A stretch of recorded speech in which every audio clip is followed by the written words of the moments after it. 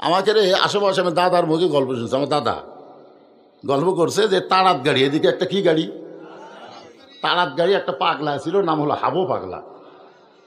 নাম শুনছেন? আমি কিন্তু দাদার মুখে শুনছি। হাজার হাজার মানুষ একটা অনুষ্ঠানে খাওয়া দাওয়া করতেছে, হাজার হাজার মানুষ খাচ্ছে, ইতিমধ্যে পাগলা সাইড দিয়ে যাচ্ছে আর বলতেছে, মানুষ নাই রে, এই মানুষ নাই রে। তো একজন মানুষ খাওয়া বন্ধ করে চিন্তা করে, কে আমরা হাজার হাজার মানুষ খাই আর এই পাগলা কয় মানুষ নাই।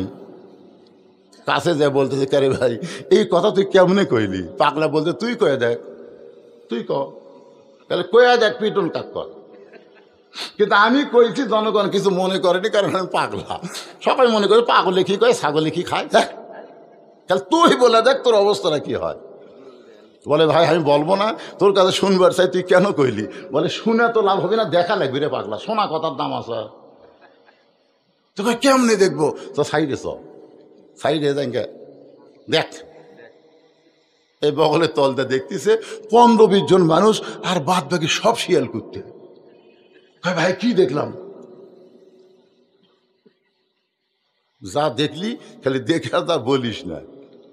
দেশালো কলিকাল, ভেড়া সাটে বাঘের গাল, আসল কথা বললে তোমায় ছেলে দিবে রে, আসল কথা বললে তোমায় রিমান্ডে নিবে রে। দেশে আইলো কলিকাল, ভেড়া সাটে বাঘের গাল, ভেড়া সাটে বাঘের গাল। এমন অন্যায় সহ্য করতেছে, ভেড়া আসা বাঘের, বাঘ কিছুই কয় না, কলি জেলত দিবি তোরে কর। এ শোনেন, মুসলমান হলো বাঘের জাত, আর ভারতের মালাওনেরা হলো ভেড়ার জাত। জোরে কোন কথা ঠিক না? ওই ভেড়া এসে আমাকে গাল চাটতিছে, গাল চাটতিছে। কি মন খারাপ করতেছে? এই যুবকেরা, কাঁচা বাদামের গান করলে, কাঁচা বাদাম, ফাটা বাদাম, সাদা কালা, সাদা কালা, এলা বাদ দেখে এই গানটা কও। দেশে এলো কলিকাল, ভেড়া সাটে বাঘের গাল, আসল কথা বললে তারা মারবে রে, আসল কথা বললে বউকে তারা বেশ্যা বানাবে, সাংবাদিক কাবিন চাবে, আর সাকিব খানের কাছে কোন মেয়া গেলে তার পেট ফুলে দিবে। এই দেশে সাকিব খানের বিচার হবে না, মামুনুল হকের বিচার হবে। জোরে কোন কথা ঠিক না?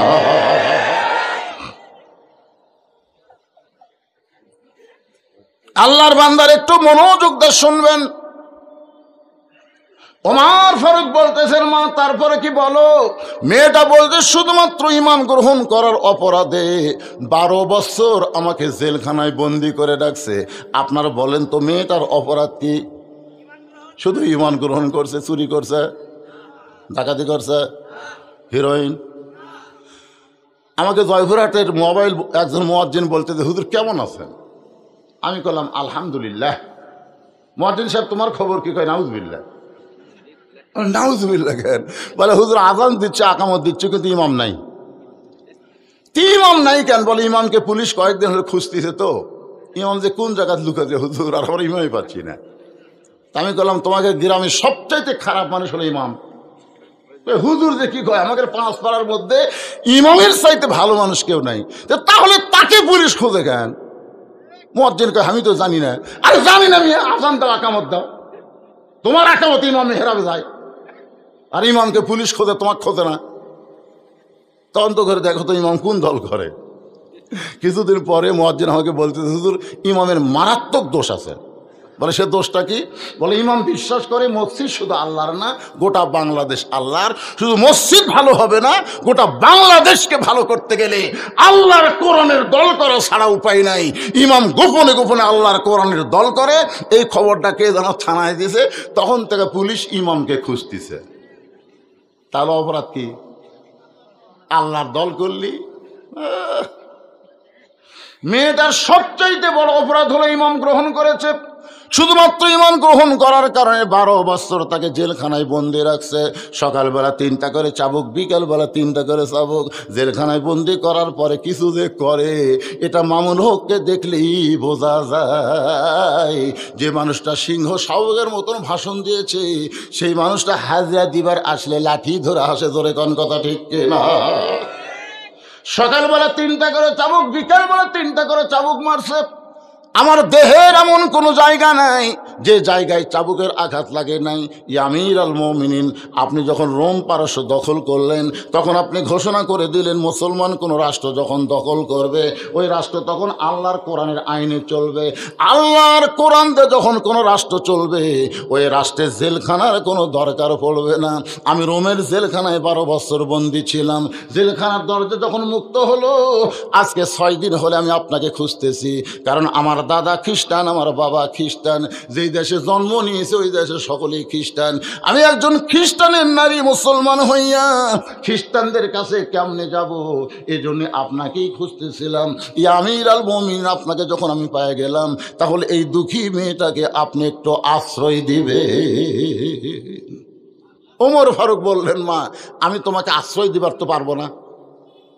মেয়েটা বলতে যে কোন কি, আমি জেলখানার ভিতর থেকে শুনবার পাইছি আপনার মতন ভালো মানুষ দুনিয়াত নাই। মানুষ যখন সারা রাত ঘুমায় আপনি তখন দুঃখী মানুষের কষ্ট দেখেন রাতের অন্ধকারে, আর এইরকম একটা দুঃখী মেয়ে তাকে আপনি আশ্রয় দিবার পারবেন না। ওমর ফারুক বললেন, মা ইসলাম কোনোদিন কাউকে আশ্রয় দেয় না, বরং ইসলাম মানুষকে অধিকার দেয়। মেয়েটা বলতেছে, আমির আল মুমিনিন ইসলাম আমাকে কি অধিকার দিবে? ওমর ফারুক বললেন, তোমার বয়স কত? এ মায়েরা যারা পর্দার অন্তরে আছেন একটু মনোযোগ দিয়ে শুনবেন। ওমর ফারুক মেয়েটাকে বললেন, তোমার বয়স কত? বলে 6 বছর বয়সে ঈমান গ্রহণ করেছি আর 12 বছর জেলখানায় কাটাইছি। 6 আর 12 যোগ করলে কত হয়? এই যুবকেরা জোরে বলো কত? ওমর ফারুক বললেন, 18 বছরের একজন যৌবনা নারীর জন্য ইসলামের 1 নম্বর অধিকার হলো ভালোর সঙ্গে বিয়া বসা। বহু অধিকার নারীকের আছে, তার মধ্যে 1 নম্বর অধিকার হলো ভালো ছেলে। জোরে কোন কি ছেলে? ইসলাম যদি বলতো সুন্দর ছেলে তাহলে আমার মতন কালো জীবনে বউ পেত না। জোরে কোন কথা ঠিক কিনা? দেখেন ইসলামের মায়ের দেখছেন, ইসলামের মায়ের কি ভালো একটা ছেলে। ভালো ছেলে মানে কি বুঝতেছেন? শাকিব খান?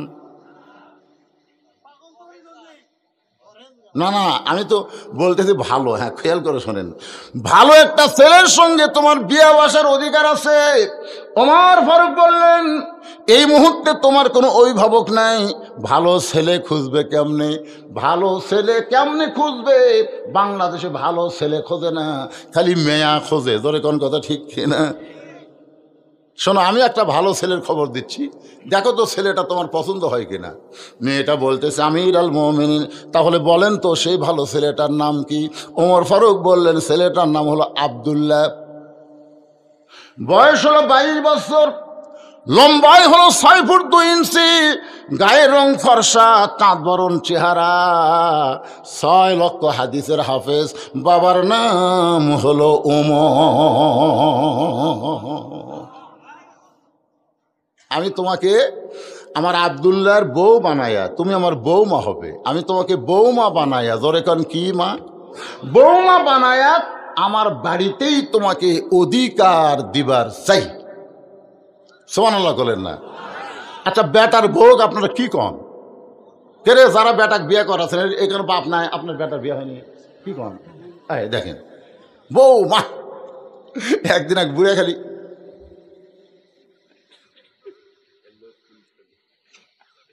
আমি কি এরকম হুজুর এই ওয়াজ করেন না তো? কিসের বৌমা? বেটার বউ হচ্ছে বউ দজ্জাল। মানে এমন এক বেটার বউ পাশে বুঝলেন, আসার পর থেকে খালি ওরই বাপক খাওয়াই, শ্বশুর খিলাই না। আমার বউ আর কানে কানে বলতেছে, আগামী সোমবার কিন্তু আমার বাপ আসবে। আর বাপ কিন্তু পাতাশি মাছ, ট্যাংরা মাছ, দেশি মুরগি, ইলিশ মাছ, এশিয়ার দই। আমি বললাম ঠিক আছে, অসুবিধা নেই। সবগুলো এনে দিছি। সোমবার সকাল থেকে আমার বউ পাকত বসে গেছে একটা কাজের লোক নিয়ে। তুই ভালো বিস্কুট চোখে দেখিস না? এ কি বিস্কুট রে? যতবার আমি আসি তোর বউ 1 থালি বিস্কুট দেয়, খালি দাঁতের সাথে লেখা যায়। মানে বিস্কুট যখন টাটকা ছিল তখন আমার বউ আমার বাবক দেয়নি, যখন ব্যাসটা হসে আর পিঁপড়াও খায় না, পোকাও খায় না, ওটা দিছে শ্বশুরক। আমি চিন্তা করলাম, ও তোর বাপ আসলে 15 আইটেমের খাবার, আর আমার বাবা আসলে 22টা বিস্কুট। লিয়াবলুয়াকুম আইয়ুকুম আহসানু আমালা, আল্লাহ বলতেছে তোমাদের পরীক্ষা করা হবে সুন্দর আমলের। এই মুহূর্তে আমার আমল কি, আমার আমল কি, আমার আমল কি, না না আমার আমল কি। আর ভিতরে ইমান বলতেছে। আস্তে আস্তে ঘরের মধ্যে যায়, একটা বুদ্ধি করলাম যে আমার বউ তো ঘরের মধ্যে আনা লাগবে, কি করে আনা যায়।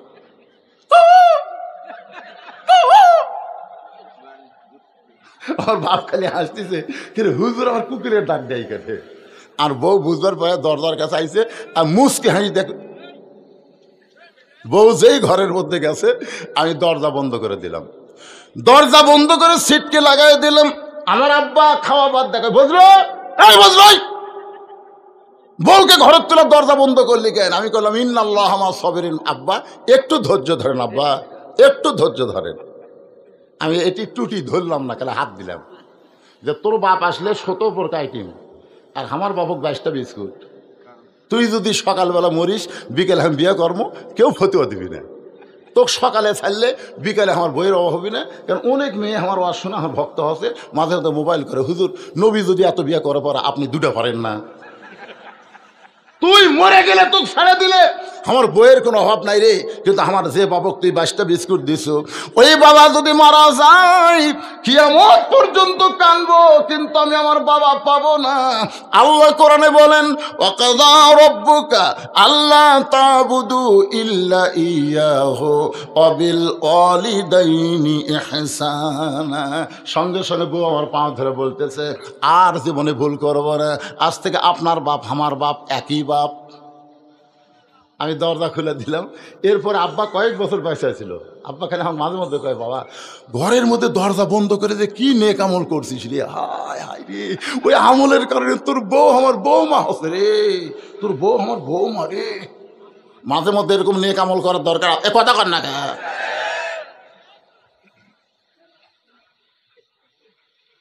আমার মায়েরা বোনেরা যারা আছেন দেখবেন, এরা বাবার আত্মীয় ভালোবাসে, শ্বশুর আত্মীয় পছন্দ করে না। বাবার বাড়ির কুত্তে আসলে তাকেও খাবার দেয়, বাবার বাড়ির কুত্তে, জোরে কন ঠিক। বাবার বাড়ির ফকির আসলে বিছনা পেড়ে দেয়, কে রে এটা তো ফকির? কয় না আপনি জানেন না, এটা আমার বাপের এলাকার ফকির, আমার চাচা হয়। ও তোর বাপের এলাকার ফকির চাচা হয়। আর শ্বশুরের ভাই আসলে কয় আমি তো আপনাকে চিনি না, চা পাত খালি জুতের বাড়ি, জোরে কর কথা ঠিক। আমার মায়েরা মনোযোগ দিয়ে শোনেন, যে আমলের নেক আমলের পরীক্ষা হবে সেই পরীক্ষা নিয়ে কথা বলতেছি। এবার ওমর ফারুক বললেন, মা আমার বাড়িতে তোমাকে আমার বৌমার অধিকার দিয়ে তোমাকে রাখতে চাই। মেয়েটা বলতেছি, আমির আল মুমিনিন আপনি কিন্তু আমাকে বলেছেন ভালো একটা ছেলের সঙ্গে বিয়ে বসার অধিকার আছে, আপনার আব্দুল্লাহ কি সব চাইতে ভালো? ওমর ফারুক বললেন, আমার 2 চোখে আমার আব্দুল্লাহর চাইতে ভালো কোনো ছেলে তো পড়তেছে না। মেয়েটা বলতেছে, আমির আল মুমিনিন তাহলে আমি একটা ছেলের খবর দিব, দেখেন তো এই ছেলেটা কেমন লাগে। ওমর ফারুক চমকে উঠছে যে তুমি জেলখানার মধ্যে বন্দি থাকা মেয়ে, তুমি ভালো ছেলের খবর কেমনে জানো? মেয়েটা বলতেছে, আমির আল মুমিনিন ছেলেটার নাম হইল হোসাইন, বাবার নাম হলো আলী, মায়ের নাম হলো ফাতেমা, আর নানার নাম হলো মুহাম্মাদুর রাসূলুল্লাহ। এখন এই 2 ছেলের মধ্যে আব্দুল্লাহ আর হোসাইন, এই 2 জনের মধ্যে ভালো কোনটা? জোরে কন। 2টাই ভালো, 2টাই ভালো, কিন্তু বেশি ভালো।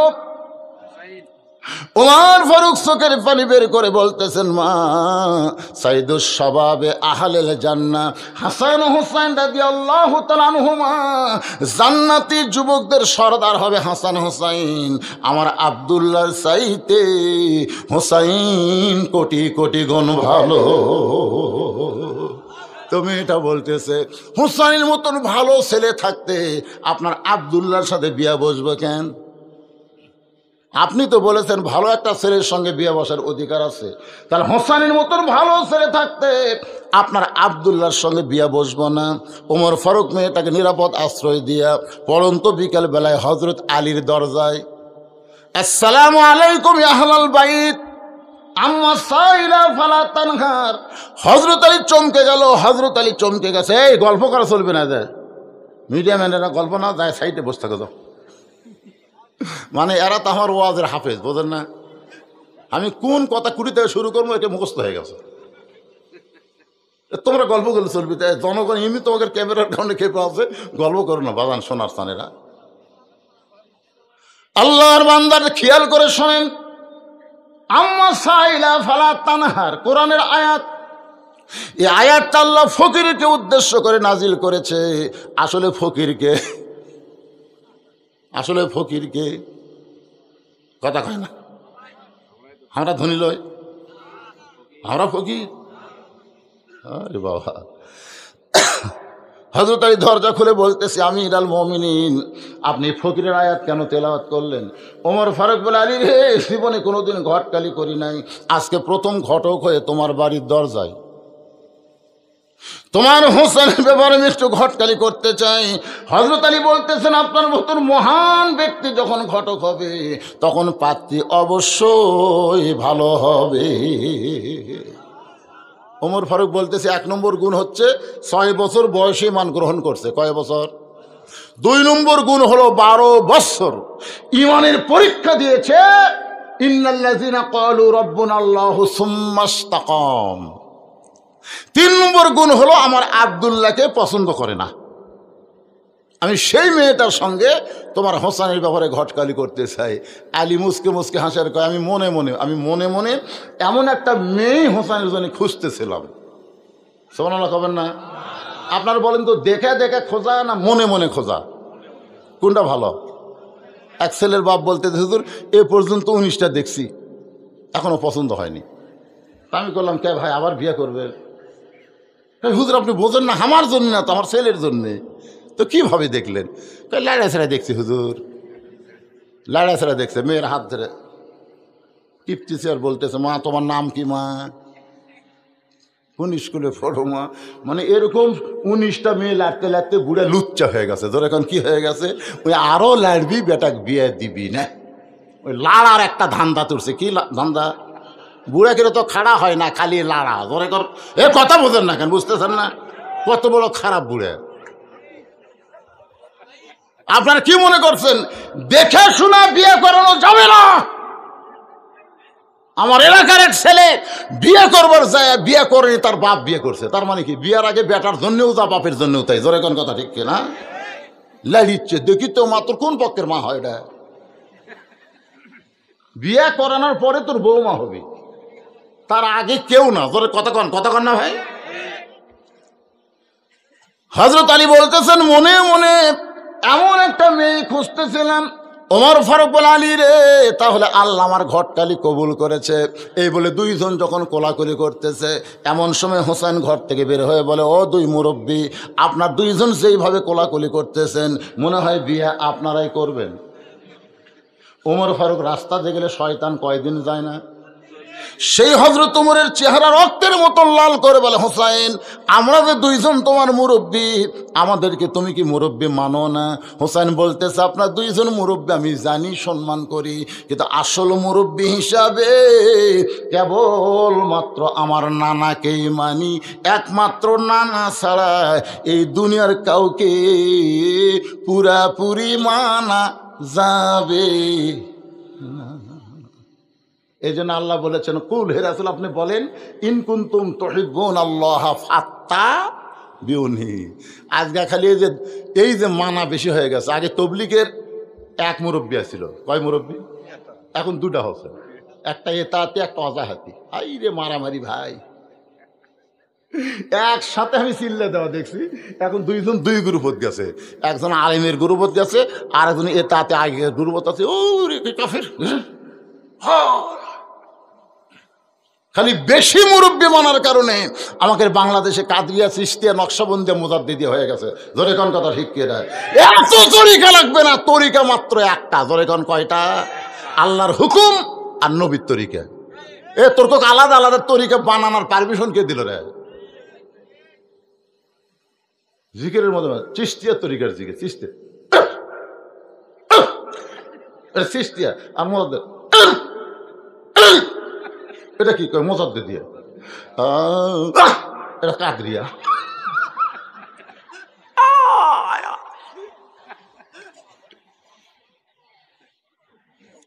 শোনেন, একমাত্র রাসূল ছাড়া অন্ধভাবে কাউকে মানা যাবে? কথা কন না কেন যাবে? হোসেন বলতেছে আপনার দুইজন আমার মুরব্বী, আমি জানি সম্মান করি, কিন্তু আসল মুরব্বী হিসাবে কেবলমাত্র আমার নানাকেই আমি মানি। ওমর ফারুক বলে হোসেন তুমি কি বুঝাবার চাও? হোসেন বলতেছে কয়েকদিন আগে আমি স্বপ্নে দেখলাম আমার নানা ঘরের মধ্যে আরাম করতেছে। আমি হোসেন দরজাকে বললাম নানু ভাই আমি একটু আপনার কাছে যাবার চাই। আল্লাহ নবী বলেন হোসেন আমি এখন জান্নাতে আরাম করতেছি, এখন তোর জন্য দরজা খোলা যাবে না। আমি হোসেন চমকে গেলাম, ভাঙ্গা ঘরের মধ্যে নানা শুয়ে থেকে কথা বলতেছে, আর নানা কয় আমি জান্নাতে আরাম করতেছি, এই জান্নাতটা কেমন একটু দেখাই লাগবে। আমি জানলার ফাঁকটা তাকায় দেখি আমার নানি উরাতকে বালিশ বানিয়ে দিছে, সেই উরাতের উপরে নানা মাথা দিয়ে শুয়ে আছে, নানি চুলের মধ্যে হাত দিয়ে কিলবিল করতেছে। আমি ডাক দিয়ে বললাম নানা ভাই নানির উরাতকে বালিশ বানিয়ে শুয়ে থাকলে কি জান্নাতে থাকা যায়? আল্লাহ নবী বলে হোসেন তুই ছোট্ট মানুষ, তুই বুঝবি না রে, তুই বুঝবি না। তোর নানির মতন বউ যদি কেউ ঘরে পায় ওই ভাঙ্গা ঘরটা আল্লাহর জান্নাত হইয়া যায়। লিল্লাহে তাকবীর। তোর নানির মতন, তোর এখন কার মতন? তোর নানির মতন বউ যদি কেউ ঘরে পায় ওই ভাঙ্গা ঘরটা আল্লাহর জান্নাত হয়ে যায়। আমি হোসেন সেদিন থেকে সিদ্ধান্ত নিয়েছি বিয়ে যদি করতে হয় ভাবিয়া করিও কাজ করিয়া ভাবিও না। বিয়ে যদি করতে হয় আমার নানা যেমন বিয়ে করছে আমি সেই রকম একটা বিয়ে করবো, ভাঙ্গা ঘর যেন জান্নাত হয়। এই যে আমরা বিয়ে করে লিয়াচ্ছি, এশার নামাজ মসজিদের সামনে কাতারে পড়তেছি, আমার ভাই তো পুরস্কার দিয়েছে সবগুলা মাশাআল্লাহ, কিন্তু বাড়ির যায় দেখি পাও দে ভাই ঘরের ভিতর থেকে হিন্দুদের পূজার পদ্ধতি লো লো লো করে বাঁচতে রে। আমি মসজিদের সামনে কাতার নামাজ পড়লাম, আমার ঘরত কিরে যায় দেখে যে প্রধানমন্ত্রী স্টার জলসা দেখতেছে। আল্লাহ রে আল্লাহ, আমার ঘর জাহান্নাম হয়ে গেছে। তোর এখন কি হয়ে গেছে কথা বল না কেন? জাহান্নাম। হিন্দুদের পূজার বাদ্য মুসলমানের ঘরত বাঁচতেছে, এই ঘর জান্নাত আছে। এটা কার কারণে হচ্ছে? একটা মরদ মানুষও হিন্দুদের চ্যানেল দেখে না। আমি 70-100 জন মরদকে বলছি ভাই স্টার জলসা জি বাংলা, না হুজুর এর টাইম আমাকে আছে ম্যানম্যানা নাটক দেখার। 2-1 পুরুষ যদি দেখে বুঝবেন ওর মধ্যে হিজরা স্বভাব আছে। যারা স্টার জলসা জি বাংলা কোনো মরদ মানুষ যদি দেখে বুঝবেন তলে তলে হিজরা হচ্ছে। তোর এখন কি হবে না কেন কি হচ্ছে? আপনার কেউ দেখেন নাকি? দেখলে পরীক্ষা করা লাগবে যৌন বিশেষজ্ঞর কাছে যে আপনি কি মরদ আছেন না হিজরা হচ্ছেন। একটা পুরুষ মানুষ এই হিন্দুদের চ্যানেল দেখে না, তোর কথা বল না কেন? এই খালি মেয়েরা, এই মেয়েরা শেষ করলো। আমার মায়েরা শোনেন মনোযোগ দিয়া, স্টার জলসা জি বাংলা দেখে কোরআনের ওয়াজ শুনলে হবে না। আজকে কান ধরে তওবা করেন মা। মান তাশাব্বা বিকওমিন ফাহুয়া মিনহুম কালা রাসূলুল্লাহ সাল্লাল্লাহু আলাইহি ওয়াসাল্লাম। আল্লাহ নবী বলেছেন যে জাতকে যে বেশি পছন্দ করবে ওই জাতের সঙ্গী তার কিয়ামত হবে।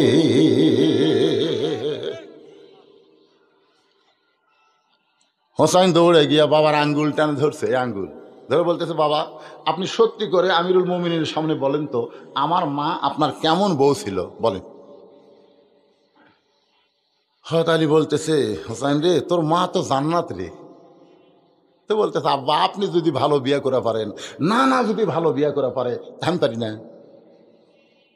বিয়ে করলে বুঝে শুনে বিয়ে কর্ম, অজগবি একটা ঘটকালি গুলি সেটা বিয়ে। ওমর ফারুক কয়েক অজগবি ঘটকালি করতেছে। আমি যে মেয়ের ঘটকালি করতেছি ওই মেয়েটার সঙ্গে তোমার বিয়ে হলে তোমার ঘরও তোমার নানির মতন মায়ের মতন জান্নাত হয়ে যাবে। সুবহানাল্লাহ। হোসেন বলতেছে আমিরুল মুমিনিন মনে কষ্ট নিয়েন না, আমি সিদ্ধান্ত নিয়েছি আমি সেই মেয়েকে বিয়ে করব যে মেয়ে আমার 3টা প্রশ্নের উত্তর দিবার পারবে। জোরে কোন কয়টা? দ্বিতীয় বক্তা ওয়াজ করেছে, পাদ্রী বলেছে উমরকে 4টা প্রশ্নের উত্তর দেওয়া লাগবে। ধরে কোন কয়টা?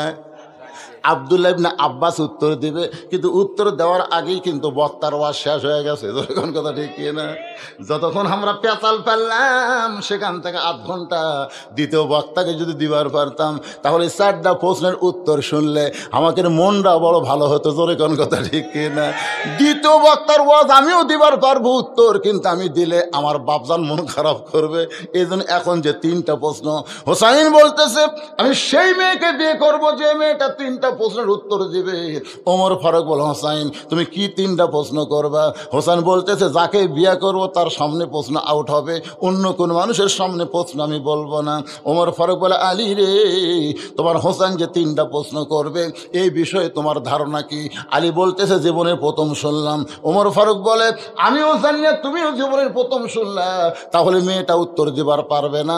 আমার ঘটকালি আল্লাহ কবুল করলো না। কানতে কানতে মেয়েটার দরজায়, মা আমার আব্দুল্লাহ বিয়া কর মা, তোর জীবন শান্তি হবে। মেয়েটা বলতেছে খালি একটা বার বলেন হোসেনের চাইতে ভালো, খালি একটা বার বলেন আব্দুল্লাহ হোসেনের চাইতে ভালো, আমার কোনো আপত্তি নাই। ওমর ফারুক বলে যেটা বলা যাবে না সেটা কেমনে বলবো? তবে শুনে নাও মা, হোসেন সেই মেয়েকে বিয়ে করবে যে 3টা প্রশ্নের উত্তর দিবার। এই প্রশ্ন আমি ওমর জানি না, তার বাবাও জানে না, তাহলে তুমি কেমনে উত্তর দিবা? মেয়েটা বলতেছে আমির আল মুমিনিন, হোসেন কি 3টা প্রশ্ন করবে আমি জানি না, তবে আমার ঈমান বলতেছে আমি না পারলেও আমার আল্লাহ পারবে। লিল্লাহে তাকবীর। আমার ঈমান বলতেছে, জোরে কোন কি? প্রধানমন্ত্রী কইছে 23 সাল দুর্ভিক্ষের বছর, আসলে 23 সাল দুর্ভিক্ষের বছর হবে না, আমার ঈমান বলতেছে পরিবর্তনের বছর হবে। ঈমান, ঈমান আমাকে ঈমান কি কয়? নামবি না হুজুর? নামবি না?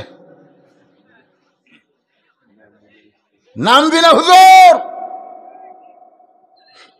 আমার তো একজন নেতা কইছে যতই অ্যাঙ্গেলে ওয়াজ করেন ডাইরেক্ট ওয়াজ করেন, নামবি।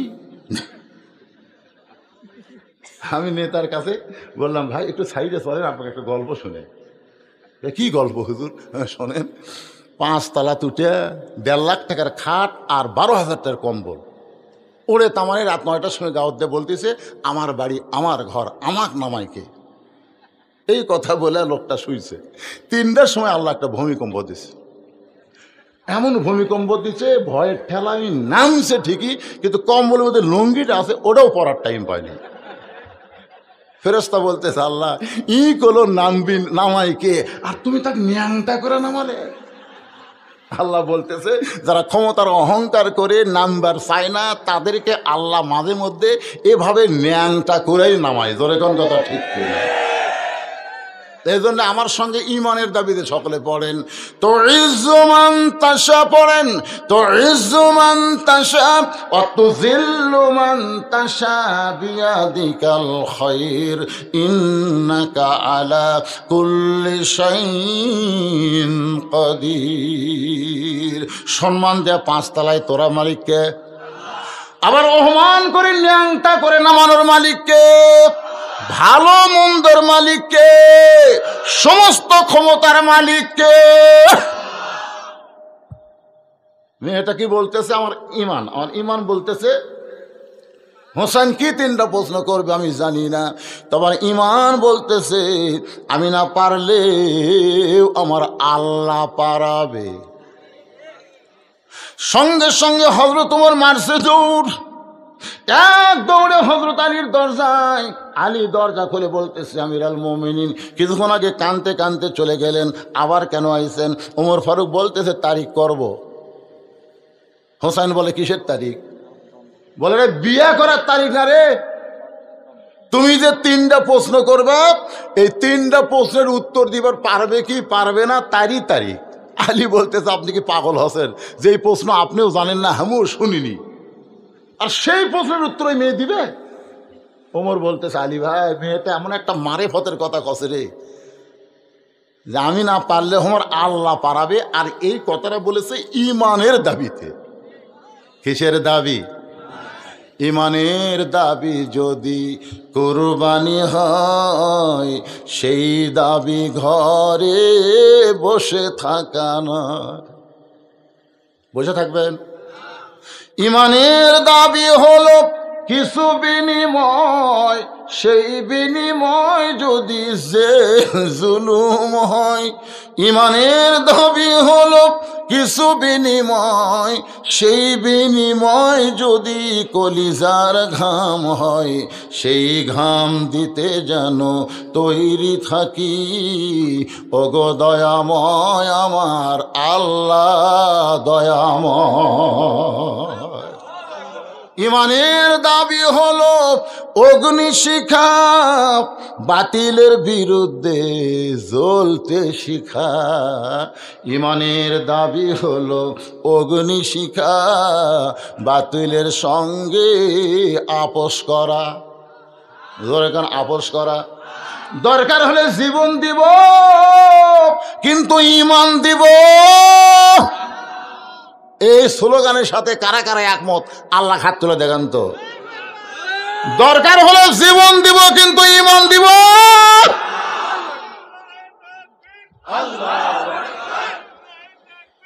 হাত নামান, হাত নামান ভাইজান। শোনেন, শোনেন, আমি যতই চেষ্টা করি, আমি কিন্তু আমার জীবন বাঁচাবার পারবো না। মাইকেল জ্যাকসনে 11টা এফআরসিএস মানে সমস্ত ডিগ্রি শেষ করা ডাক্তার রাখছিল, 11টা বিষয়ের ওপরে।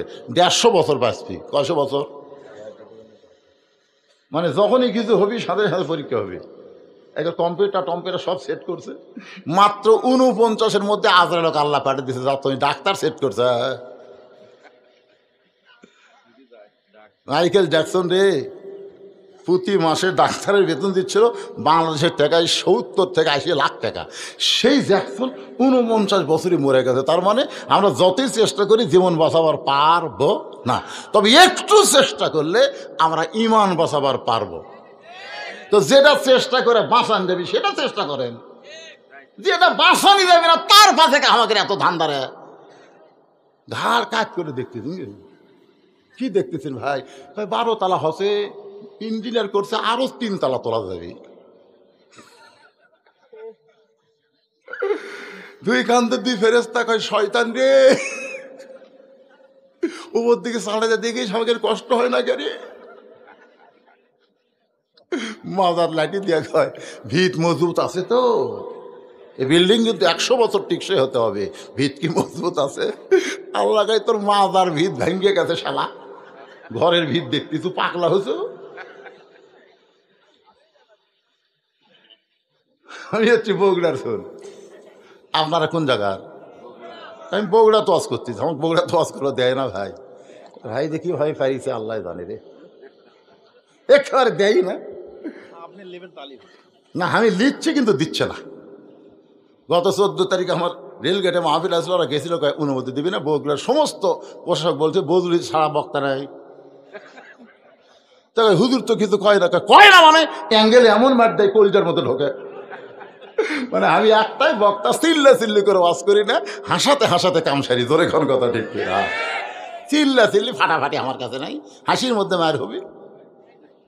যাদেরকে মার দিচ্ছি তারা বুঝবার পারবি, অন্য লোক বুঝবি না, খালি হাসাই যাবি। ধরে কোন কথা ঠিক না। আল্লাহর বান্দার প্রশ্ন হবে 3টা। জোরে বলেন কয়টা? তুমি যে প্রশ্ন করবো সেই উত্তর দিবার পারবে কিনা তার তারিখ করতেছি। আলী বলতে যে কেমনে পারবে? ওমর ফারুক বললেন আল্লাহর প্রতি অগাধ বিশ্বাস নিয়ে ইমানের দাবিতে যখন কথা কইছে তখন মনে হয় কিছু একটা হবে। নির্দিষ্ট তারিখ মোতাবেক ভাইজান একটু মনোযোগ দিয়ে শুনতে হবে। আমার মা বোনদের জন্য বলতেছে, মা আমার খুব কষ্ট লাগতেছে যে আপনারা বসে থেকে শুনতেছেন। ঘড়ি তো আমার কাছে নাই, দেখি আজকে ঘড়ি মনে বলে ছাড়াতে যাচ্ছি, এখন বাজতেছে 11:47। এই যে দীর্ঘ সময় পর্যন্ত ওই সোনার চানের রাজা দাঁড়িয়ে আছে। কে তোর পাও কথা কয় না, কে কটকট করে না? কে পোলা আছে? হ্যাঁ তোমার নাই তো কিসের পোলার? এই আজকে একটা কথা করো, পোলার প্যাকেট।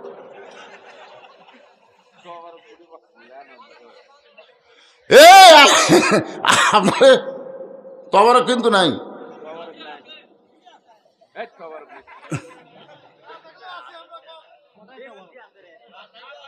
সবচাইতে বড় তাবারকের নাম কি? সুবহানাল্লাহ। তাবারাকাল্লাযী বিয়াদিহিল মুলক। সবচেয়ে বড় তাবারক হচ্ছে আল্লাহর কোরআন। সুবহানাল্লাহ কর না কেন? ডান পাশে হযরত ওমর বসে গেছে, বাম পাশে হযরত আলী, মাঝখানে হোসাইন। এই বসার সাইজটা খেয়াল করেন। ডান পাশে কে বসছে? কে? না না, এরা কে? মেহেদী হাসান তুহিন। মাঝখানে বদরুল রশিদ। আর এটা তুহিনের চাচা, চাচা ভাইস্তে। মাশাআল্লাহ। বসার একটা সাইজ নাই। আমরা অনেক মঞ্চে বসি ভাই, ডান পাশে আওয়ামী লীগ, বাম পাশে বিএনপি, মাঝখানে আমি জামাত। হ্যাঁ আসলে বসি, বসে চিন্তা করতেছি এটা হলো স্বাধীনতার স্থপতি, এটা হলো স্বাধীনতার ঘোষক। হ্যাঁ আমি শালা রাজাকার, আজ কি যে হবি রে। নিজের চোখে তো আমি দেখছি রে ভাই, আমার দেখা কথা আমি বেশি করি। মসজিদের মতো আমি ঢুকবার গেছি, ইতিমধ্যে ওরা তিনজন খালি ঘড়ি দেখতেছে, জামাতের সময় হয়ে গেছে, একটা হুজুরও নেই। আমি পাও দেবার চাই, চিন্তা করি দেমো, দিলে তো আমাকে মতে করা লাগবি, না দিচ্ছি না, ওরা কি করে। আমি ব্যাগ এসে জানলার ফাঁকটা তাকায় দেখি জামাত ইসলাম আওয়ামী লীগ বলতেছে, ভয়, জামাত ইসলাম ভয় আছে তো, ভয় বলছে যে ভাই আপনার দল ক্ষমতা আছে, আপনি সামনে যান। আওয়ামী লীগ বলতে তো পাগলা, আমি মাঝে মধ্যে নামাজ পড়ি রে, আমি পড়াবার পারি না। বিএনপি বলতেছে আমি খুব বেশি পারলে আকামত দিতে পারি ভাই, ওই সামনে যেতে আমার ভয় লাগে। জামাত ইসলাম বলতেছে আমি হলাম সাকিব আল হাসান অলরাউন্ডার, আর তোরা দুইজন হলো মোস্তাফিজ, তোরা খালি বল করার পারিস, ব্যাটত পারিস না, আর আমার যেটি দিব আমি সেটি আছি। ওই সামনে যা বলতে থাকে ভাই তোরা দুইজন কি নিয়ত করবো, একতে দায়িত্ব বিহাদাল ইমাম, কিন্তু বলা ইমাম মানে আরবিতে ইমাম, বাংলায় কিন্তু নেতা। আমাকে তোরা নেতা বানাবো? আওয়ামী লীগ কই তুই বাইরের কথা ভিতরে কোষ করে। আমি আওয়ামী লীগ, ওই বিএনপি, তুই জামাত, এটা হলো বাইরের কথা রে। ভিতরের কথা হলো আমরা তিন ভাই একসাথে নামাজ পড়বার চাই। সুবহানাল্লাহ। এই মুহূর্তে যে তিনটা প্রশ্ন উত্তর হবে, এই কথা হলো ভিতরের কথা। ধরে বলেন কার কথা? ভিতর বোঝেন? উদখুলু ফিস-সিলমি কাফা। গাড়ির ভিতরে থাকতে হবে, হাত বার করা মাথা বার করা যাবে না, ল্যাপের ভিতরে থাকতে হবে, শীতের দিনে পাও বার করলে শরীর গরম হবে না, মশারির ভিতরে থাকতে হবে, মশা ধরবে না। ধরে কোন কথা ঠিক কিনা? তেমন ঈমান ইসলামের ভিতরে, আল্লাহর কোরআনের ভিতরে আমাদের থাকতে হবে। ডান পাশে হযরত ওমর, বাম পাশে হযরত আলী, মাঝখানে হোসাইন। সামনে একটা চাদর দিয়া বলতেছে, এই চাদরটা কি জন্যে? আমার মা বোনদেরকে জানার জন্য বলতেছি, মা এই সামনে চাদর দেওয়ার কারণ হলো পর্দা। ধরে বলেন নাম কি? অথচ আমাদের বাংলাদেশের একজন গায়িকা বর্তমানে সংসদ সদস্য। ওরে শরীয়তের মৌলানা, চোখ দুইটা করলা কানা, মনের পর্দা বড় পর্দা তোমরা খুঁজা পাইলা না, তেতুল হুজুর বুঝলো না। তেতুল হুজুর বোঝেন? আল্লামা শফি রহমতুল্লাহ আলাই, যিনি লক্ষ লক্ষ আলেমের ওস্তাদ, যিনি হলেন আল্লাহর পিওর একজন অলি। ধরে কারণ সুবহানাল্লাহ। সে আল্লাহর অলিকে 2 টাকার গায়িকা বর্তমানে সংসদ সদস্য তেতুল হুজুর বানাইছে। মনের পর্দা যদি পর্দায় হতো তাহলে হযরত ওমর সামনে চাদর দিত না, চাদর দিয়ে বুঝাই দিল মনের পর্দা পর্দা না, পর্দা হলো আল্লাহর আইন। আজকে আমাদের বাংলাদেশে অনেক মেয়েরা বলে মনের পর্দাই তো সব,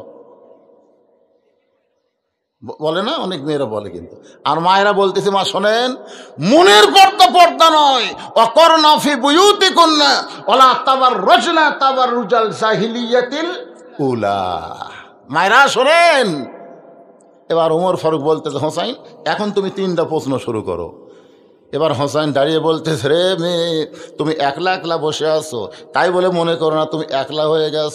আমি হোসাইন বড় একলা হয়েছি। ওমর ফারুক কোনাতে ঘুরতে দেখো, কে রে ভাই, এটা কেমন কথা? হোসাইন বলে, রে মেয়ে তুমি একা একা বসে আছো তাই বলে মনে করো না তুমি একলা হয়ে গেছো। আমি হোসাইন বড় একলা হয়ে গেছি, আমার দুই পাশে দুইজন মহামানব দেহ নিয়ে বসে আছে, কিন্তু মনে মনে মনে মনে তোমার পক্ষ নিয়েছে। নির্বাচন কমিশনার নিরপেক্ষ চেয়ারে বসে আছে, কিন্তু মনে মনে মনে মনে একটা দলের পক্ষ।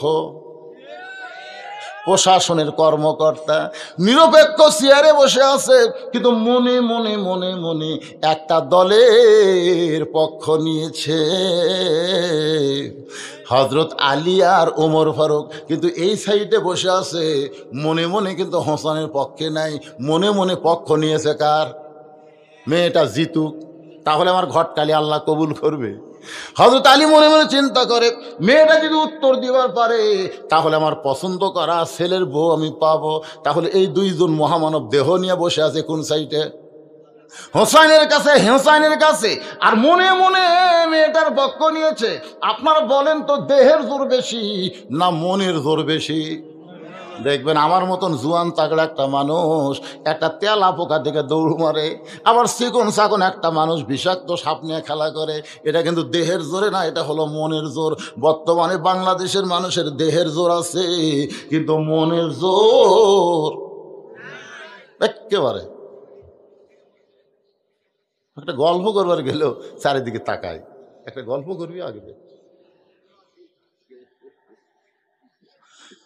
কেউ নাই রে, এখন কথা যাবে। আরে মনটা আমাদের এত দুর্বল হলো কেন? ওমর বলে, হোসাইন এখন প্রশ্ন করো। 3টা প্রশ্ন করবে, প্রশ্নের উত্তর এখানে দেওয়া হবে।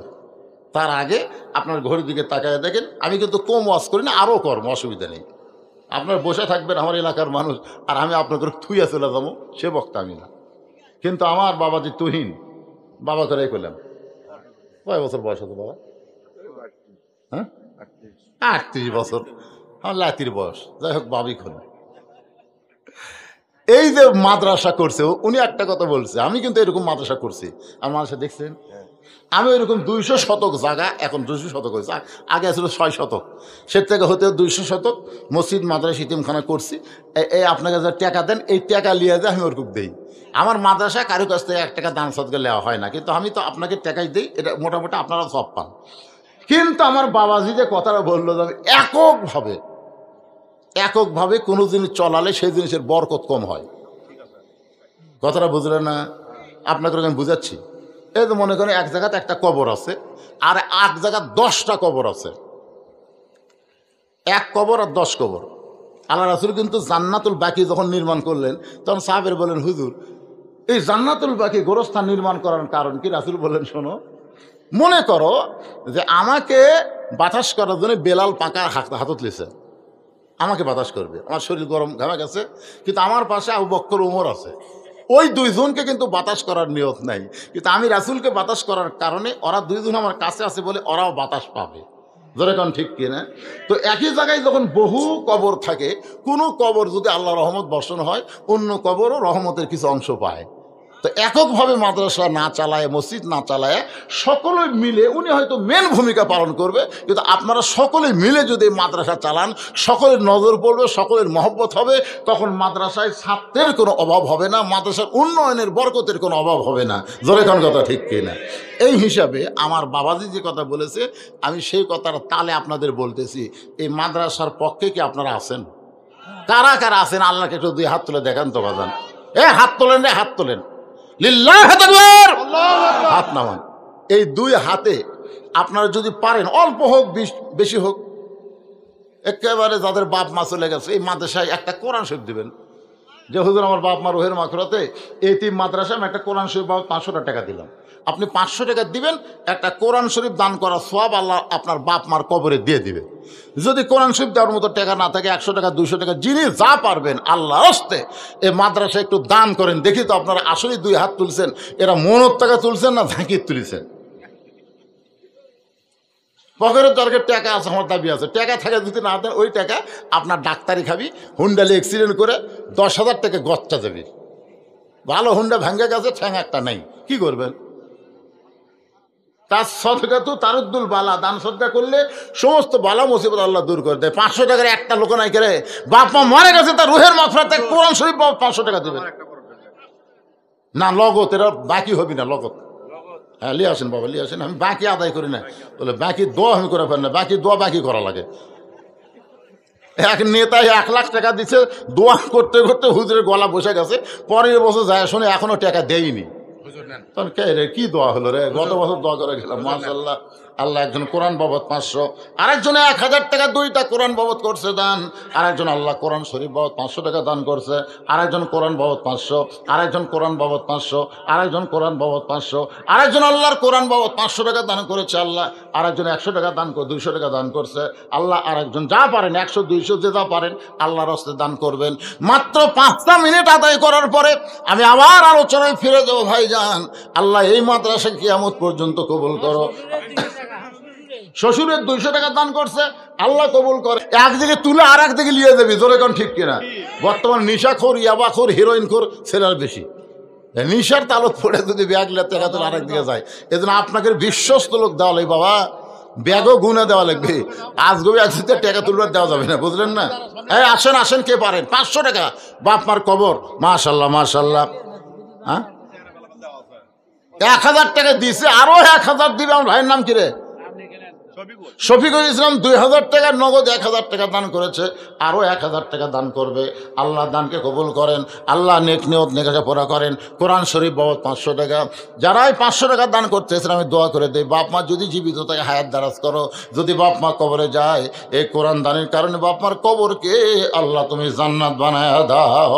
আল্লাহ তোমার আরেকজন বান্দা 2টা কোরআন শরীফ বাবদ 1000 টাকা নগদে করছে দান, আল্লাহ তার দানকে কবুল করেন, আল্লাহ নেক নিয়ত নিয়ে লেখাপড়া করেন।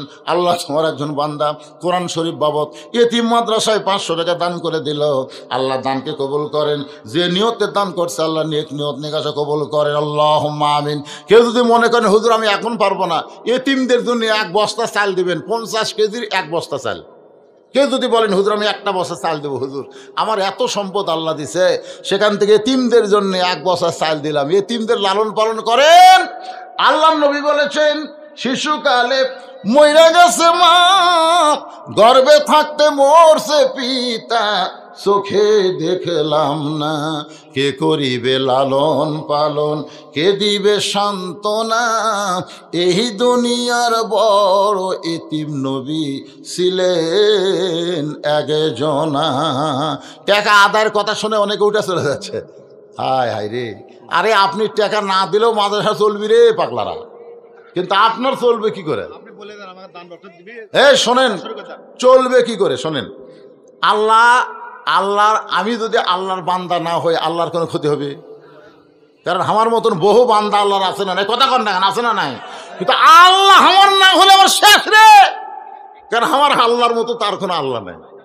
তো এই জন্যে ভাইজান একটু চাইলাম, পরীক্ষা করলাম, লিয়াবলুয়াকুম আইয়ুকুম আহসানু আমালা। সবচেয়ে সুন্দর আমল হলো আখিরাতকে বিশ্বাস করে আল্লাহ রাস্তায় দান করা। যারা দান করে তাদের আখিরাতের প্রতি বিশ্বাস আল্লাহ মজবুত করে দেয়। কারণ এই যে টাকাগুলো আপনারা দিলেন, এই টাকা দিয়ে তো আপনি কয়েকদিন চা খাওয়ার পারতেন, কিন্তু আপনার তো হলো না। আপনি আখিরাতকে বিশ্বাস করে টাকা দিলেন, আল্লাহ তাআলা এই টাকা আপনার নামে জান্নাতের ব্যাংকে অ্যাকাউন্ট খুলে দেবে। সবাই একটু মহব্বত নিয়ে দরুদ পড়েন, আল্লাহুম্মা সাল্লি আলা সাইয়্যিদিনা মাওলানা মুহাম্মদ ওয়া আলা আলি সাইয়্যিদিনা শাফিআনা। হোসেন বলে রে মেয়ে, আমার 1 নম্বর প্রশ্ন হলো, আমার মাকে তুমি জানো? আমি কোন মায়ের সন্তান, কোন মা আমাকে গর্ভধারণ করেছে? আমার মা সম্পর্কে তোমার জানা আছে? হযরত আলী চমকে উঠছে, হযরত আলী চমকে উঠছে, কারণ আমি ছেলের সঙ্গে বসে আছি, ছেলে বাবার কথা না বলে মায়ের কথা বলতেছে। তার মানে আপনারা কি বুঝতেছেন? সন্তান ভালো মন্দ হওয়ার জন্য বাবা কিন্তু না, সন্তান ভালো মন্দ হওয়ার জন্য তার মা যথেষ্ট। ধরে কোন কথা ঠিক কি না? একটা গানও আছে, বাবা আনন্দে মাতিয়া সাগরে ভাসাইয়া সেই যে চইলা যায় খবর লয় না, মাজন ধরিয়াই উদরে কতই কষ্ট করে, 10 মাস পরে পায় প্রসবের বেদনা, এমন দরদি ভবে কেউ হবে না আমার মা গো। মেয়েটা পর্দার উপর থেকে বলে, হোসাইন আপনার মাকে আমি চিনি। প্রশ্ন করেছে আমার মাকে তুমি জানো? আর উত্তরে বলতেছে আপনার মাকে আমি চিনি। ওমর ফারুক জিব্বাত কামড় খাইছে। জিব্বাত কামড় খাওয়ার কারণ হলো প্রথম প্রশ্নই আউট, কারণ প্রশ্ন করেছে আমার মাকে জানো। ফাতেমাকে সবাই জানতে পারে, কিন্তু ফাতেমারে কেউ চিনতে পারবে না, কারণ ফাতেমা হলো পর্দানিশী নারী। জোরে কোন কি নারী? পর্দানিশী নারীর খবর জানে অমুকের বউ আছে, কিন্তু আমরা কোনোদিন দেখলাম না। আমাদের পাড়ায় অনেক বউ আছে, সবাই বলে অমুক ছেলে বিয়ে করছে, কিন্তু আজও পর্যন্ত তার বউকে আমরা দেখলাম না। কেন দেখবা? সে শুধু নিজে দেখার জন্য বিয়ে করছে, পরকে দেখানোর জন্য বিবাহ করেনি। আপনারা বলেন তো আজকে যুবকদের স্বপ্ন দোষ হয়, এটা কি পর্দানিশীর জন্য না বেপর্দার জন্য? মুরব্বীরা কর না কেন? আপনাকে তার এটা হয় না? কেরে যুবক, কার জন্য হয়? সব মেয়েরা যদি পর্দানিশী হতো, আমাদের সোনার যুবকেরা এই বয়সে দেওয়ালে হারবালের পোস্টাল পড়তো।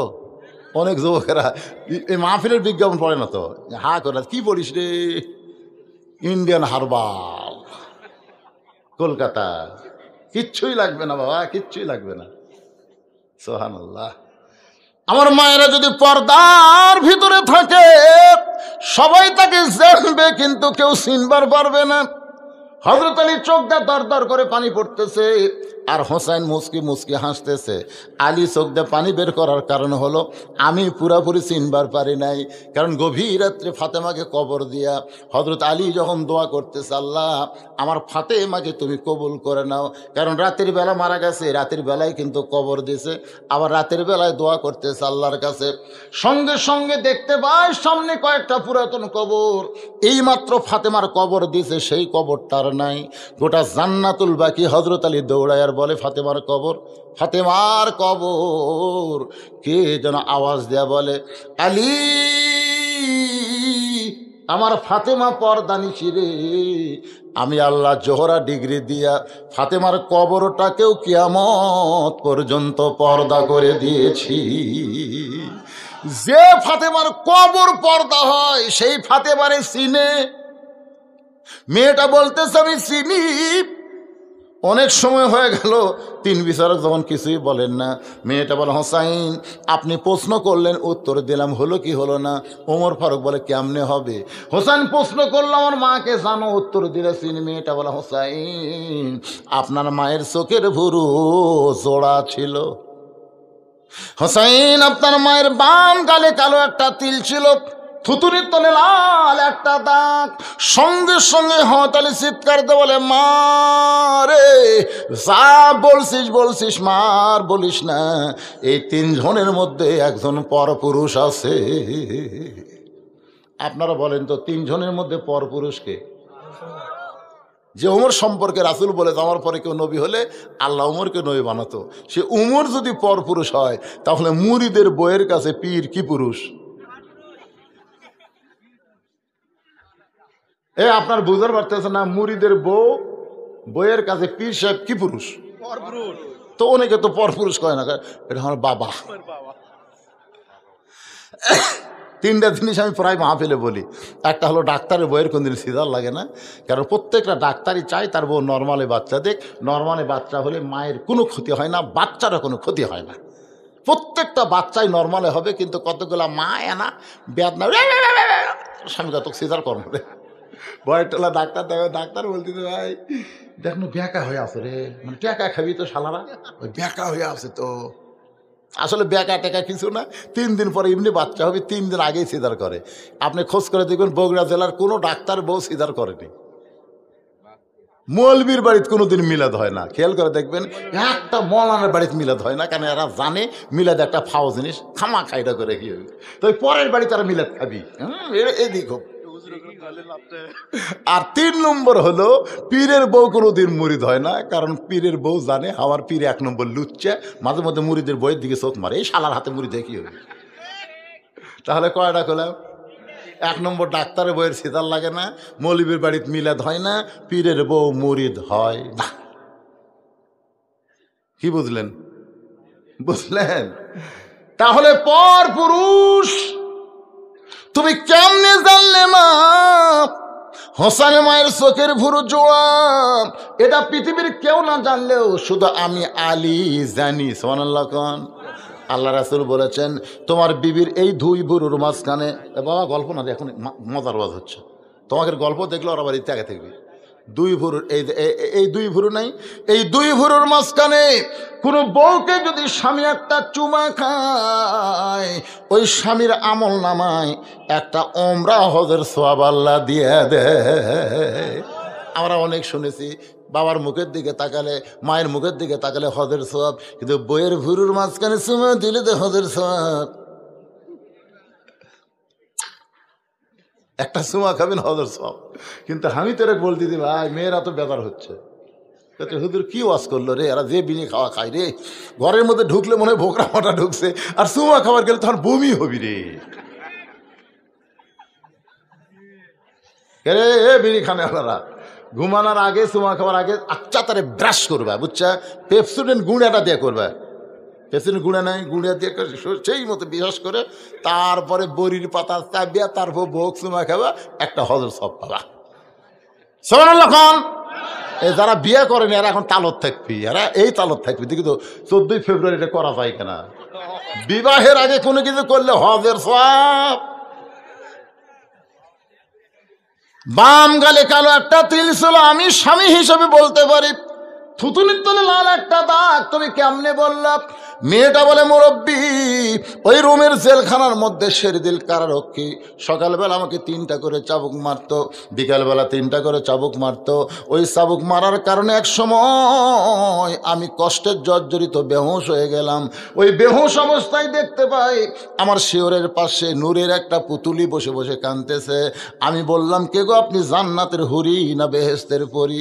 আমার মাথায় হাত দিয়ে বলল, মা আমি জান্নাতের হুরিও না বেহেশতের পরিও না, আমি হলাম জগৎ বিখ্যাত মা ফাতেমা।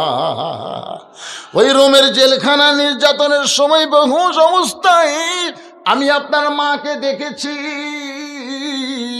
ওই সময় লক্ষ্য করে দেখি চোখের ভুরু জোড়া দেখতে পাই, বাম গালে কালো একটা তিল, থুতনির তলে লাল দাগ দেখেছি। হোসেন বলে, রে মেয়ে, 1 নম্বর প্রশ্নের উত্তর যেমন আশা করেছিলাম তার চাইতেও তুমি 100 গুণ সুন্দর দিয়েছ। ওমর ফারুক বলে, হোসাইন এখন তুমি 2 নম্বর প্রশ্ন করো। এবার হোসেন বলতেছে, আমার 2 নম্বর প্রশ্ন হলো, তুমি 6 বছর বয়সী ঈমান কেমনে পাইলা? তুমি যেই দেশে জন্মগ্রহণ করছো সেই দেশটা হলো খ্রিস্টানের দেশ, তোমার দাদা খ্রিস্টান, বাপ খ্রিস্টান, ওই রোম দেশের সকলেই খ্রিস্টান, ওই খ্রিস্টান দেশে 6 বছর বয়স ঈমান কেমনে পাইলা? মেয়েটা বলে, হোসাইন আমি দুনিয়ার সাধারণ কোনো ঘরের মেয়ে না, আমার দাদা হলো রোম সম্রাট কাইসার। ওমর ফারুক চমকে উঠছে, ওরে বাবা রে। ওই সময় 2টা পরাশক্তি ছিল, একটা রোম আর একটা পারস্য। রোম হলো কাইসার আর পারস্য হলো খিসরা। মেয়েটা বলতে, হোসাইন পরন্ত বিকেল বেলায় আমার দাদা ঘরের মধ্যে গিয়া বলতেছে, নাতনি আজকে রোমের রাজ দরবারে খেলা হবে, তুই কি খেলা দেখতে যাবি? ছোট বাচ্চাদের খেলা দেখা অভ্যাস করানো খুব ভালো। কথা কয় না, পানি ফোড়া দেন হুজুর, আমার ছেলে খালি কান্দে। পানি ফোড়া দিলাম, 1 সপ্তাহ পরে কয় পানি ফোড়া হয় না, তেল ফোড়া দেন। তেল ফোড়া দিলাম, 1 সপ্তাহ পরে কয় হুজুর আপনাকে দোয়ার মধ্যে আর বরকত নেই। চলে গেল মন খারাপ করে ছেলের মা। 1 মাস পরে বললাম, মা খবর কি? কয় আর কান্দে না হুজুর, আর কান্দে না। আমি বললাম, কি দেখ কি পড়াতে ভালো হলো? না না, আমার বাপ একটা মোবাইল কিনে দিছে। যখন কান্দে তখন গেম চালু করে দিই, আর কান্দে না। মানে এই ছোটো ছোটো বাচ্চা করো, এরা খেলা দেখানোর অভ্যাস করতেছে। আপনি জানেন এই বাচ্চার চোখ কি হবে? এই কথা কন না কে রে, এই ছোট্ট না বাচ্চা খেলা মোবাইল দিয়ে। এক বাড়ি যা দেখি মায়ের হাতে একটা, বাপের হাতে একটা, পুস্কার হাতে একটা, তিনজনই মোনাজাত করতেছে। কি যুগ পড়লো রে ভাই রে। ওয়াজ করার সাথে সেলফি তুলবার যা টেজ ভাঙ্গিচ্ছে, বক্তাকেও ছাড় দিচ্ছে না ভাই। এক বক্তা কথা এলে তোলা জায়েজ নাই, দেই কথা জায়েজ নাই, তোর ওয়াজ শোনাও যায় না হে। মানে সেলফি তুলবার না দিলে বক্তা পর্যন্ত বেসাই হয়ে যাচ্ছে। হেই রে মোবাইল যা শুরু করলো ভাই, খেলা খেলা, পাবজি খেলা, ফ্রি ফায়ার খেলা, রাস্তা ধরে খেলতেছি, এত ব্যস্ত হয়ে গেছে। সমস্ত লোক যায়, ওই লড়ে না, ওই খালি খেলতেছে। এক কুত্তে যাওয়ার সময় চিন্তা করে, কে রে ই যে খালি একটু বসে থাকে, লড়ে না চড়ে না, কি করে? কুত্তে যাওয়ার পিঠের পাশে সঙ্গীতছে, মনে করছে গাছের গোড়া, এই মনে করে পেশাব করে দিছে। তারপরে হুঁশ আছে, কে রে তাকে দেখে কুত্তে পেশাব করে গেল।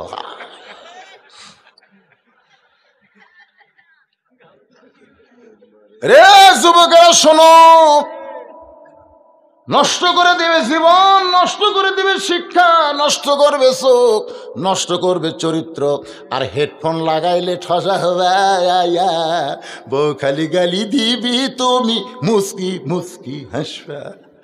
আমাকে এলাকায় ঠসা স্বাভাবিক বউ গাইলাই ওইখানে হাসে, শুনবারই পায় না। তো হেডফোন দিয়ে তারা গান শুনতেছে, তারা কান ভালো থাকবে, এই যে চোখ দিয়ে সবসময় তাকে থেকে দেখতেছে, চোখ ভালো থাকবে না। ছোট 6 বছরের মেয়ে বলে, হোসাইন আমি আমার দাদার সঙ্গে খেলা দেখার জন্য রাজ দরবারে আসলাম। আমার দাদাকে বললাম, দাদা খেলা কোন জায়গায়? আমার দাদা বলে, ওই যে তাকায় দেখ। আমি তাকায় দেখি একটা মানুষের 2টা চোখ কালো কাপড় দিয়ে বেঁধে রাখছে, ওই মানুষের 2টা হাত কালো রশি দিয়ে বাঁধছে, ওই মানুষের 2টা পা লোহার শিকল দিয়ে আটকায় রাখছে।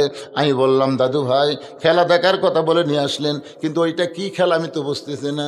আমার দাদা বলতেছে, ওইটা একটা মুসলমান, ওইটা একটা মুসলমান, ওই মুসলমানকে নিয়ে আজকে খেলা হবে। ওই যে তাকায় দেখ। মেয়েটা বলে, 6 বছরে তাকায় দেখি একটা আগুন চুলার দাউ দাউ করে জ্বলতেছে। সেই চুলার আগুনে বিশাল একটা দেখছি, মনে মনে তেল, নিচের আগুনের তাপে তেলগুলো টকবক টকবক করতেছে।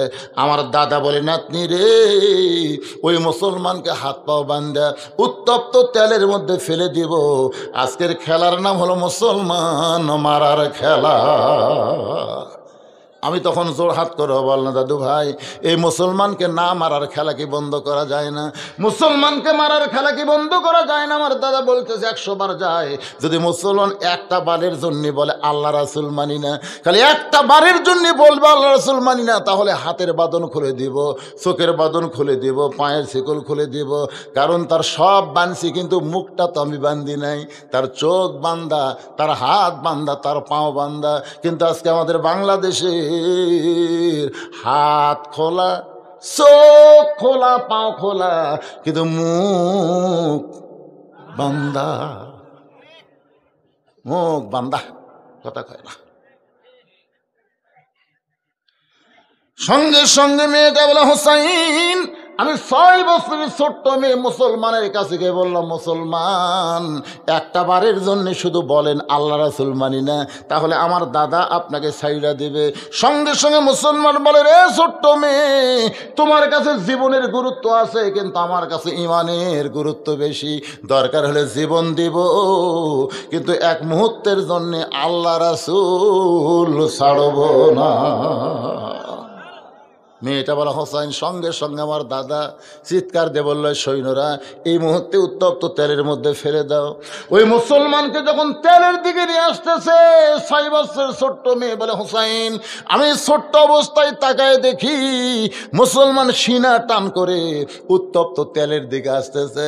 মানে তার মৃত্যুর কথাই খেয়াল নেই, কারণ সে বিশ্বাস করে ওয়ালা নাবলু, সে বিশ্বাস করে ওয়ালা তাকুলু লিমান ইউকতালু ফি সাবিলিল্লাহি আমওয়াতুন বাল আহইয়াউ ওয়ালাকিন লা তাশউরুন। ওই মুসলমানকে হাত পা বেঁধে উত্তপ্ত তেলের মধ্যে ফেলে দিবে। মেয়েটা বলে, হোসাইন। ওই সময় মুসলমান চিৎকার করে বলতেছে, লা ইলাহা ইল্লাল্লাহু মুহাম্মাদুর রাসূলুল্লাহ। ওই মুসলমানের ওই কলমাটা আমার কানের মধ্যে দিয়ে কলিজার মধ্যে ঢুকে গেল। আমি তখন তাকায় দেখি মুসলমানের দেহ উত্তপ্ত তেলের মধ্যে পড়েছে, আর দেহের পাখিটা কে যেন ধরে জান্নাতের বাগানে উড়াল দেয়। 6 বছরের ছোট্ট মেয়ে এই দৃশ্য দেখার পরে দৌড় দিলাম। আমি মায়ের সামনে গিয়ে বললাম, মা, লা ইলাহা ইল্লাল্লাহ মুহাম্মদ রাসূলুল্লাহ। আমার মা বলতেছে, তুই না তোর দাদার সঙ্গে খেলা দেখবার গেলি, এই মুসলমানের কলমা কোথায় পাইলি? এ কলমা বলিস না মা, এই কলমা বললে তো দাদা তোর বাপ তোকে মাইরা ফেলবে। আমি তখন বললাম, মা, এই কলমাওয়ালারা কোনো দিন মরে না। হোসাইন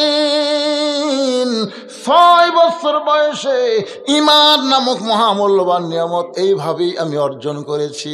হোসেন বলে, রে মেয়ে, 2 নম্বর প্রশ্ন উত্তর যেমন আশা করেছিলাম তার চাইতে 1000 গুণ তুমি সুন্দর দিয়েছ। ওমর ফারুক বলে, হোসাইন, এখন তুমি 3 নম্বর প্রশ্ন করো। এবার হোসেন বলে, রে মেয়ে, আমার 3 নম্বর প্রশ্ন হলো, বিবাহের পরে আমার সঙ্গী তোমার থাকতে হবে। বিবাহের আগে কোনো কিছু করা যায়? জোরে কোন? বাল্য বিয়া বন্ধ আছে, কিন্তু বাল্য প্রেম বন্ধ নেই। আমাকে সরকার খুবই চালাক দেখছেন, বাল্য বিয়া বন্ধ করে দিছে, কিন্তু বাল্য প্রেম চলবে। 13 বছর ছেলে 9 বছরের মেয়েগুলো পেলে গেছে। এই মোবাইল কিন্তু ছোটো ছোটো বাচ্চা করে প্রেম শিখাচ্ছে। জোরে কোন কথা ঠিক কিনা দেখবেন? যখন রাস্তা দিয়ে দেখবেন 13-14 বছরের ছেলেরা রাস্তা দিয়ে 2 জন যায়, খালি ফিস করে গল্প করে। কি গল্প করা?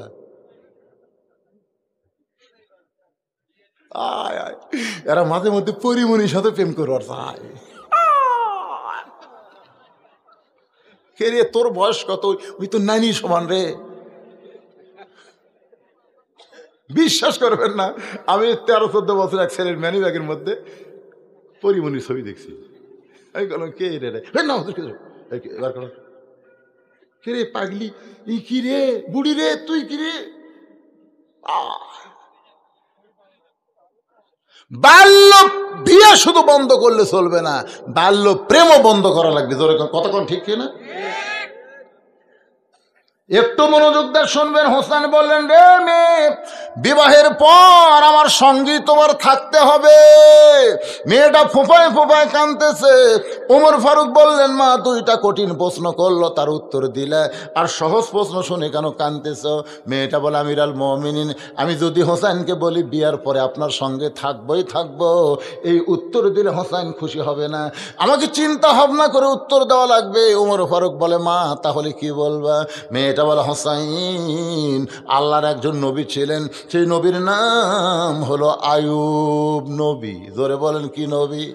আয়ুব নবী একদিন বাদশা ছিল, নবী ছিল, চাকর নকর অনেকগুলো বিবি ছিল। আয়ুব নবী যখন অসুস্থ হয়ে গেল, এক সময় শরীরের মধ্যে ঘা হয়ে গেল, তার বাদশাহী চলে গেল, এমনকি লোকালয় থেকে তাকে জঙ্গলে রেখে আসলো। দেহের মধ্যে যখন পোকা ধারণ করলো, কোনো বউ তখন আয়ুব নবীর সঙ্গে ছিল না, সবাই যখন দূর দূর করে তাড়িয়ে দিয়েছে, এমন সময় একটা বউ আয়ুব নবীকে ছাড়ে নাই। সেই বিবির নাম হলো রহিমা। হোসাইন, রহিমার মতো বিয়ার পরে আপনার সঙ্গে সুখে দুঃখে সব সময় থাকতে চায়। হোসেন বলে, আমিরাল মুমিনিন, আপনার ঘটকালি আল্লাহ কবুল করেছে, আমার বাবার মনে মনে পছন্দ করা বউটাও আল্লাহ কবুল করেছে, আমার কোনো আপত্তি নেই। ওই মেয়েটাই হোসেনের বিবি হলেন, নাম হলো শাহের বানু। কারবালার প্রান্তরে আলী আসগর যখন শহীদ হয়, হোসেন বলেছিল, তোমার বাচ্চা নিয়ে তুমি নিরাপদে থাকলে আজকে তোমার বাচ্চা শহীদ হইতো না। চিৎকার করে বলে, বিবাহের পূর্বে বলেছিলেন আপনার সঙ্গেই থাকবো, সন্তান যাবে চলে যাবে, কিন্তু আপনার সঙ্গ ত্যাগ করব না। কারবালার প্রান্তরে হোসেন রাদিয়াল্লাহকে শহীদ করে দেহ ফাইলা দিয়ে মাথা যখন নিয়ে যায়, এমন সময় বিবি কান্দার বলে, স্বামী গো, আজকে দুনিয়াতে আপনাকে হত্যা করে দেহ এক জায়গায় মাথা এক জায়গায়, কিন্তু আমি জানি আপনি আল্লাহ আপনাকে জান্নাতের যুবকদের সর্দার বানায় দেবে, হাজার হাজার হুরগেলমান পাবেন। ওই সময় এই দুঃখী বউটাকে আপনি ভুলবেন না। আমার মায়েরা, পর্দার অন্তরালে যারা, আমার সামনে যারা বসে আছেন ভাইজানেরা, সকলকে লক্ষ্য করে এই ঘটনার ভিতর দিয়া ইসা আসাবাতুহুম মুসিবাতুন ক্বালু ইন্না লিল্লাহি ওয়া ইন্না ইলাইহি রাজিউন। এক বস্তা কি দিছে? চাউল দিছে? কে দিল সেটা?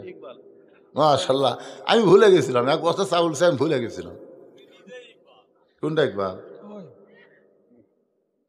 আপনি ইকবাল? মাশাআল্লাহ। মহিলা টাকা কে লিয়া গেল কি বুঝবেন? এরা মহিলা? আচ্ছা আচ্ছা। আস্তাগফিরুল্লাহ রাব্বি মিন কুল্লি জামবি ওয়া আতুবু ইলাইহি লা হাওলা ওয়া লা কুওয়াতা ইল্লা বিল্লাহিল আলিয়্যিল আযীম। আল্লাহুম্মা আমিন। আল্লাহুম্মা আনতাস সালাম ওয়া মিনকাস সালাম তাবারাকতা ইয়া যাল জালালি ওয়াল ইকরাম।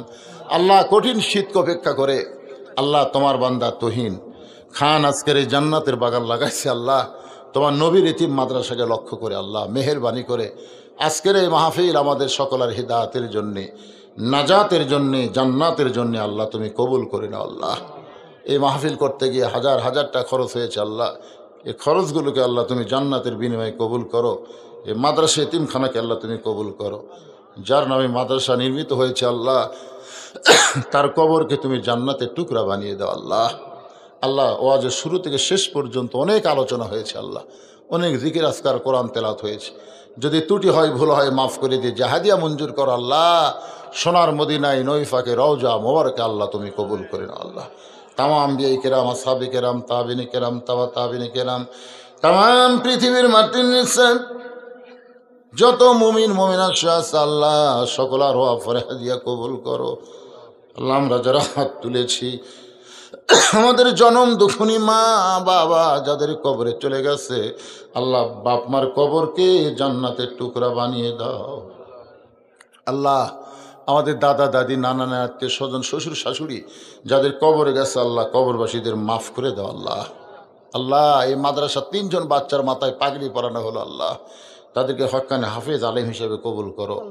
আল্লাহ, মাদ্রাসার প্রতিষ্ঠাতা আল্লাহ তুহিন সাহেবকে কবুল করো। আল্লাহ, তাকে সর্বাত্মক সহযোগিতা যারা করে এই মাদ্রাসার ব্যাপারে আল্লাহ, তাদের সকলকেই তুমি কবুল করে নাও। আল্লাহ, আজকেও যারা মাদ্রাসাকে মহব্বত করে অল্প হলেও কিছু দান করেছে আল্লাহ, তাদের দানগুলোকে জান্নাতের বিনিময়ে কবুল করো। আল্লাহ, আমার মা বোনদের কবুল করো। আল্লাহ, আজকে দীর্ঘ সময় আমি মা বোনদের নিয়ে ওয়াজ করেছি আল্লাহ, আবিদা সালিহা পর্দানিশি কবুল করে মা ফাতেমার চরিত্র আমার মা বোনদেরকে আল্লাহ তুমি দান করে দাও। আল্লাহ, আল্লাহ তুহিন সাহেবের পরিবারের উপরে রহমত বরকতের দরজা খুলে দাও। আল্লাহ, তার ব্যবসার মধ্যে বরকত দিয়ে দিও। আল্লাহ, আল্লাহ, আমরা যারা হাত তুলেছি, কে কোন নিয়ত করে হাত তুলেছি আল্লাহ, সকলের নেক নিয়ত নেক আশাকে আল্লাহ তুমি কবুল করো। আয় আল্লাহ তাআলা, তার মনের মধ্যে যে নিয়তগুলো রয়েছে মাদ্রাসা ত্বরান্বিত করবে, বড় করবে আল্লাহ, সব নিয়তগুলো আল্লাহ তুমি কবুল করো। অত্র এলাকার সমস্ত মানুষগুলোকে মাদ্রাসার হিতাকাঙ্ক্ষী বানিয়ে দাও। আল্লাহ, তাদের বাচ্চাগুলো মাদ্রাসায় দিয়া কোরআনে হাফেজ আলেম হিসাবে তৌফিক দিয়ে দাও। আল্লাহ, আল্লাহ, মিডিয়া ভাইদেরকে কবুল করো। আল্লাহ, মুরব্বীদের কবুল করো। আল্লাহ, আল্লাহ, এত কষ্ট করে মিডিয়া ভাইরা কোথা থেকে কোথা যায় আল্লাহ, তোমার কোরআনকে প্রচারের নিমিত্তে তাদেরকে কবুল করে নেও। আল্লাহ, আল্লাহ, আজকে আলেম ওলামা হাত তুলেছে, গোটা বাংলাদেশে আলেম ওলামা আজকে মাজলুম অবস্থায় আছে, অনেকে জেল জুলুমের ভিতরে আল্লাহ মানবতার জীবনযাপন করতেছে। আল্লাহ, এই কোরআনের বন্দি ফাঁকিগুলোকে মুক্ত করে দাও, কোরআনের ময়দানে তার আবার কিচির মিচির করবে। আল্লাহ, আল্লাহ, আমি গুনাহগার বলে দোয়া ফিরা দিয়ে না আল্লাহ, এই শীতের ভিতরে খেলের উপরে বসে ঘন্টার পর ঘন্টা যারা আলোচনা শুনেছে আল্লাহ, তাদের সকলের হাতের মধ্যে যার হাত পছন্দ করো সে হাতের ওসিলায় গোটা মাহফিলকে আল্লাহ তুমি কবুল করে নাও। আল্লাহ, তুহিন সাহেবের মা আমার কাছে দোয়া চেয়েছে আসার সময় আল্লাহ, তার মায়ের জন্য দোয়া করি আল্লাহ, তার মাকে কবুল করে নাও। আল্লাহ, আমাদের সকলকে মাফ করে। আয় আল্লাহ, অনেকে হাত তুলেছে আল্লাহ, কত মানুষের এই 2 হাত দিয়ে আমরা কবরে মাটি দিয়েছি, এই 2 হাত দিয়ে কত লাশ কবরে নামাইছি, একদিন আমরা সবাই মরে যাব। যেদিন আমাদের মৃত্যু হবে দিনটা যেন জুমার দিন হয়, মাসটা যেন রমজান মাস হয়। ইমানের সাথে ইজ্জতের সাথে দুনিয়া থেকে বিদায় নেওয়ার কালে আমাদের জবানে জারি করে দিও লা ইলাহা ইল্লাল্লাহু মুহাম্মাদুর রাসূলুল্লাহ সাল্লাল্লাহু আলাইহি সাল্লাম। আসসালামু আলাইকুম ওয়া রাহমাতুল্লাহি ওয়া বারাকাতুহু।